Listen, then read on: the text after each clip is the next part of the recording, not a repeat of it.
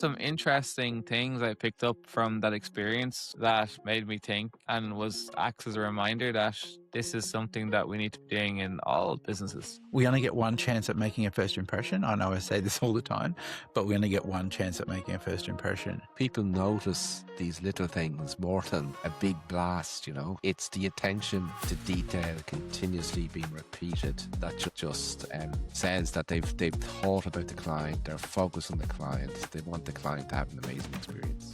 You never have to lift a finger. And it should always be our ambition in our photography businesses to give our clients that same experience.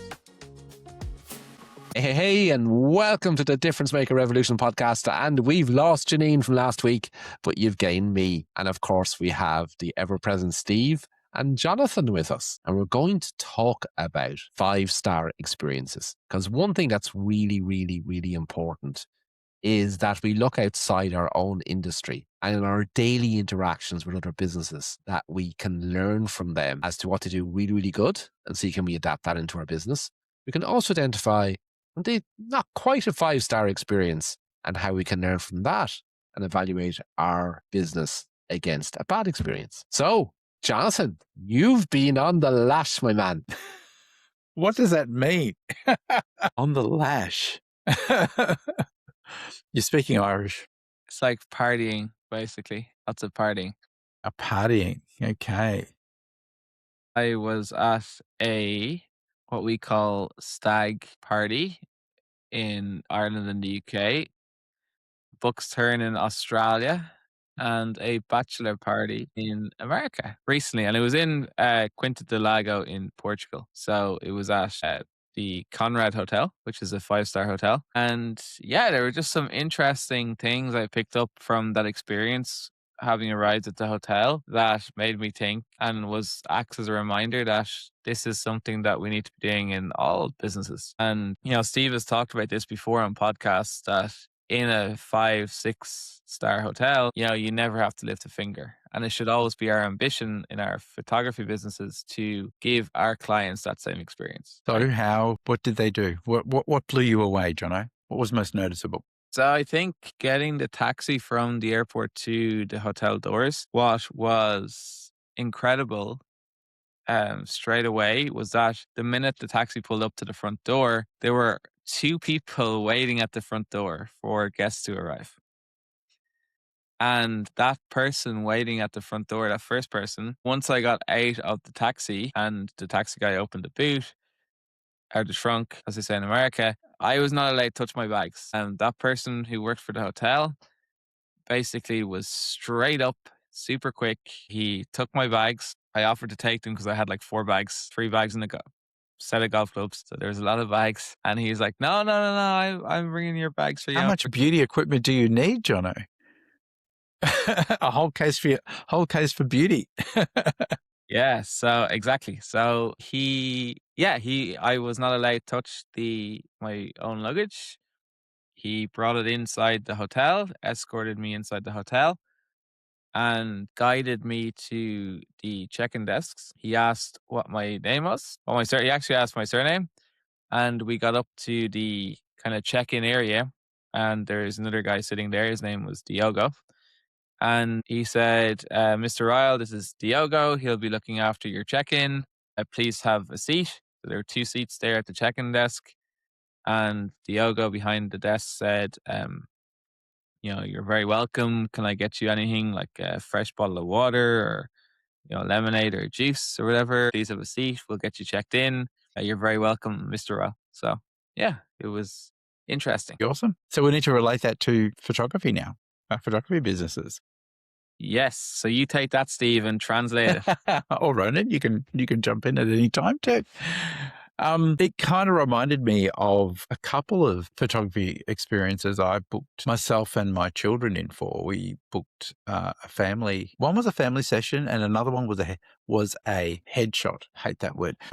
Experience. And we were really excited to do this. As a family, we actually flew to another state and into another city because I really wanted to have this photographer take our photos.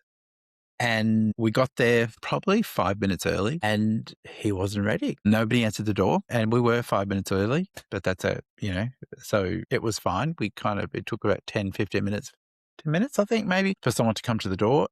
And even after they answered the door, he basically said, "I'm really sorry. I was up all night. I slept in and come in while I get myself ready." And it took another 35 minutes. So I think, being prepared, and I've got to tell this other story. I went to do my headshots and I turned up. And this time, opened the door. It was all great. But the minute we started, picked up the camera and I could just see on the look on the photographer's face, she's like, "Oh shit, I haven't charged my batteries." And she'd raced in again.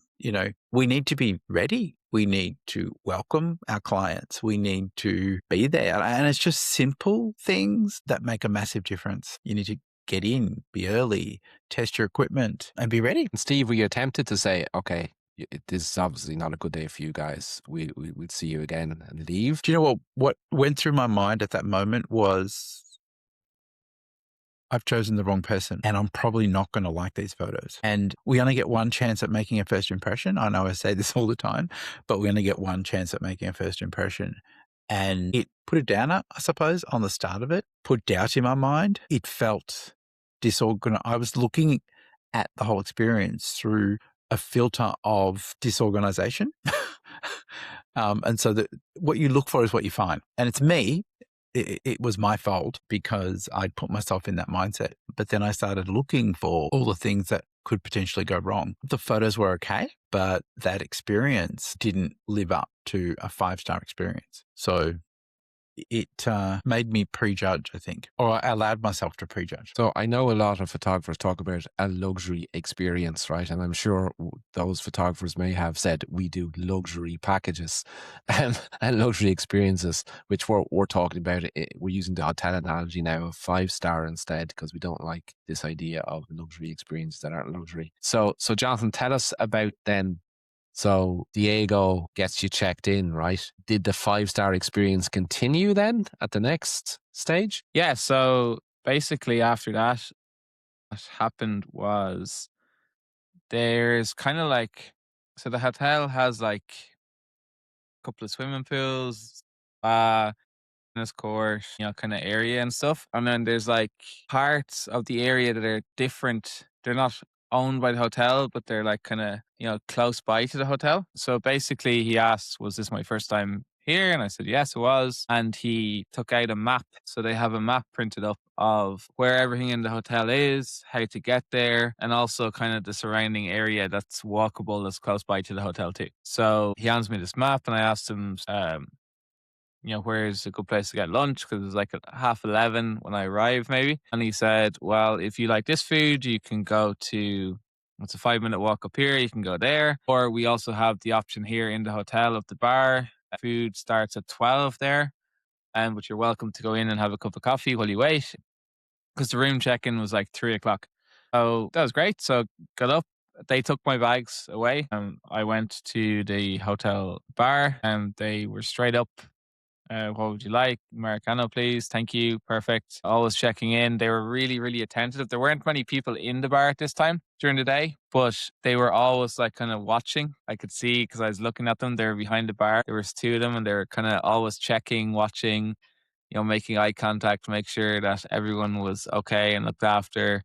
Just really, really, really attentive in the bar area from that perspective. And then what was really interesting after that was that at about 2:30, I got a phone call, and the phone call was from the hotel, and it said, I answered it, said, hello, Mr. Ryle, your room is now ready. Please come to check out the check-in desk whenever you're ready, and we'll give you your key. So I got to the check-in desk, and then I went up to the room. And as I was arriving at the room, I think they call them bellhops, right? The guys who deal with the luggage and stuff, and the gals, something like that. And as I was getting to the room, they were arriving to the room with my luggage, and they bring the luggage into the room, and really, really good from that perspective. So do you think that was by chance that they arrived at the same time, or do you think that was all part of the experience? I think it was probably by chance. I think that a lot of the time, the luggage is probably there waiting for you. Yeah, it's tough to know. I don't know. I don't. I think most of the time they'd have it there for you. Where they did phone you 30 minutes before official check-in time to say that we have a room ready for you. So It could be by design, though, just because that they arrived at the exact same moment. Maybe it's planned for a few minutes after you get in, perhaps. But interesting. because you know what annoys me is when I get my check-in and they're delivering the luggage and you're waiting for your luggage and you don't know how long it's going to be, you know? So having it there before or having it there as you arrive, I think is the sign of a 5-star experience. I kind of like the thought that you are getting it, they're delivering it to you and you get to see the person delivering it rather than walking into the room and it's just there. I don't know. I think it adds. So I'm hoping that it was by design that you either arrive just before, at the time that they're delivering it, or just before. Because I think that gives a bit more of a personal touch rather than it just being there. And because they checked you in, it is possible that by the time you finish your check-in, they've timed it, they know which floor you're on, they have their own lift, they know how long it's going to take. You would hope that it would be by design, really. It's like that to a photography studio. It's the same thing. For a client should never have to lift a finger. And it's up to us to call our clients. They shouldn't have to call us. We should be making the calls. But I see this, but we actually went to Katinka's studio. We all went together. That was how long ago? Maybe 5-6 weeks ago. And I was there, when she was welcoming some clients. It was awesome to see that her team was there ready to greet them. Very similar to what you talked about, Jono. They were there ready to greet them. Katinka actually went out because the car park is just in front of their studio. They have reserved parking for their guests and their guests are parking right at the front. And so they go out and greet them, and the same sort of deal. They're helping them carry all of whatever they need into the studio. So that way the client's not struggling through the door, not having to do it all alone. Because a lot of the times they're carrying gowns, they're carrying shoes. They don't want to put everything in a bag because it just gets all creased. And so, between a bag and shoes and carrying something, up in the air, it's quite a lot to manage. And so getting out there, greeting the clients, being ready before the clients get there. And I noticed, because I came down as they came down, everything that they needed for that client was already laid out. There were the forms for them, a glass of water. It was obvious, where they were going to be sitting. So everything was well prepared. And I think in a studio, that luxury experience, that's it. Going back to, you going up to the bar, there's that time between the session, that the session's over. They have the team make sure that when the client's finished having their photos taken, as they come down the stairs, lunch is prepared. Plates are out, the cutlery's out. I think it was just wraps or something, but it was displayed beautifully. It was almost like a family sitting down for a meal, because whoever was involved in that experience was also sitting there with them. So I think that was a really, really nice touch, and everything matched. Cutlery matched, the plates all matched. Really funky cups, a little biscuit on top of the teaspoon. I think it was an amaretto to go with the coffee that they ordered. Like, it was 5-star service. Yeah, even our cutlery is a golden color, right? Yeah, the gold cutlery was out. It was truly perfection. They may seem like little things, but people notice these little things more than a big blast, It's the attention to detail continuously being repeated that just says that they've thought about the client, they're focused on the client, they want the client to have an amazing experience. It wasn't thrown together. It was very deliberate. Everything was deliberate. Even making a cup of coffee, they also had a cup of coffee, and the way it was put down on the table, everybody had the same kind of cup. It wasn't a mismatch of mugs. It was proper cups with the spoon. Everybody had that little amaretto. It wasn't just the client who got one. The team all got one too. And so everything was very deliberate and 5-star. Jono, so tell us then, was there anything about this hotel and the experience that sort of you weren't expecting from a 5-star hotel and experience, considering they'd done such a great job up until this moment? Yeah, definitely. And I think it goes back to the fact that, yes, we always want to be working on improving our experience and making it the best it can possibly be. But even these companies who have lots of resource, who are doing it day in, day out, they mess up too. And it was no exception here. So for me, one of the things that surprised me and disappointed me initially was that so I was checked in for the first night on one booking and then I was moving to another booking. So I went down to the hotel reception desk on the second morning and I said, look, this booking was for one night, but I'm now moving to this booking for 3 nights.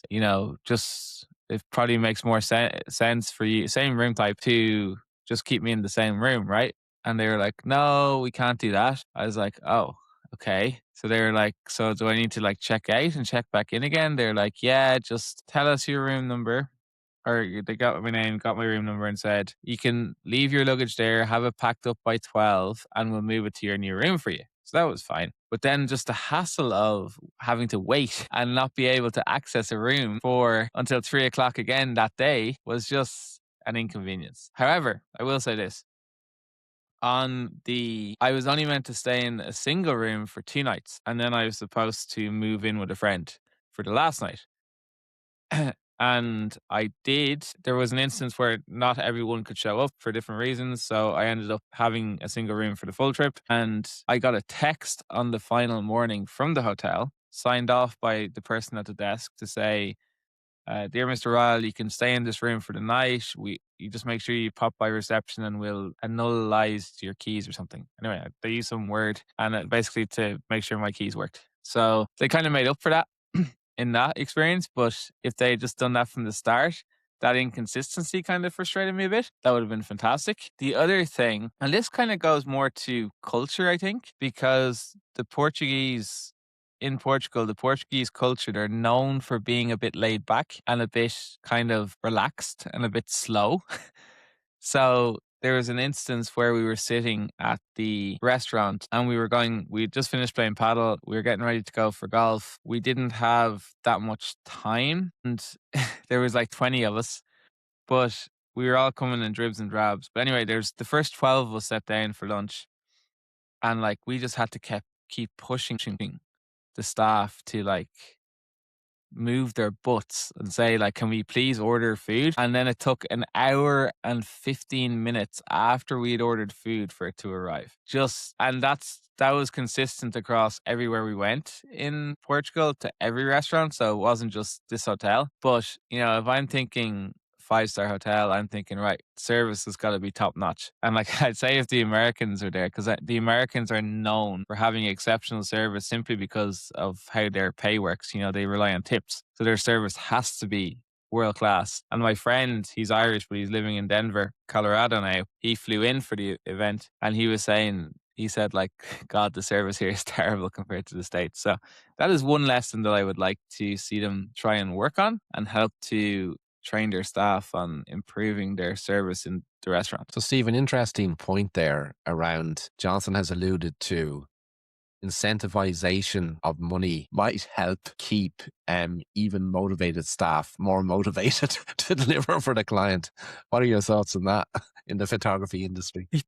I think it depends on the person because, I've been to America many times and it's almost like the expectation is they're going to get tipped regardless. And so it's inconsistent with how great the service is. Really, you go to one restaurant and it's amazing. And then you go to another restaurant and you want to walk out without even paying the bill for how bad the service is. And yet you then still get abused because the expectation is they're not earning enough from their boss to warrant you sitting there and you need to pay regardless of what the service was like. I don't believe everybody's motivated by money. And I found this in my studio. I think it's important to know your team and and have those conversations with people because a lot of people are motivated by other things. It not necessarily money. I had one employee that valued being sent to courses because he couldn't afford to, it was a makeup artist, do, a theatrical makeup course. And so that was a much stronger motivator because he was like, well, if you give me the money, I'm just going to spend it on something else. I'm never going to get to do this course. But what I would really love is the opportunity to do this course because it's something I've always wanted to do, but I haven't been able to do it. And that became a much stronger motivator for him. And so I think it's about finding out what motivates people. I found that I got a much better result from my team, and they were much happier when we worked out what really motivated them. And a lot of the times it was experiences too. So we went hot air ballooning, we went on a 4-day spa retreat. There was, I think, a lot more fun things to do. It made me have those conversations with people. It gave them the opportunity to do things that they wouldn't normally have treated themselves with. And it really motivated them to, I tried to book things that I thought would help them learn about service and about being pampered and about improving their skills. So I was all in favor for those sort of things. So, the spa we went to was 6-star.